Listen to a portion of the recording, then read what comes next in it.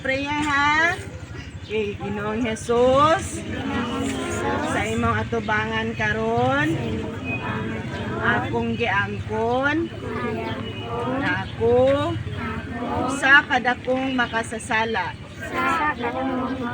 Ginoong Jesus, pasaylo ako sa akong mga sala na nabuhat sa imong atubangan.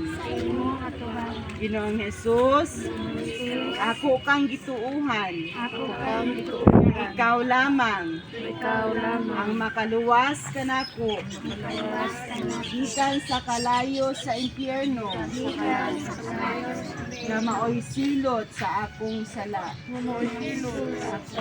Ginoong Jesus, akong ablihan karon ang akong kasing-kasing sulod sa akong kasing-kasing isip akong Ginoo personal naman luluwas.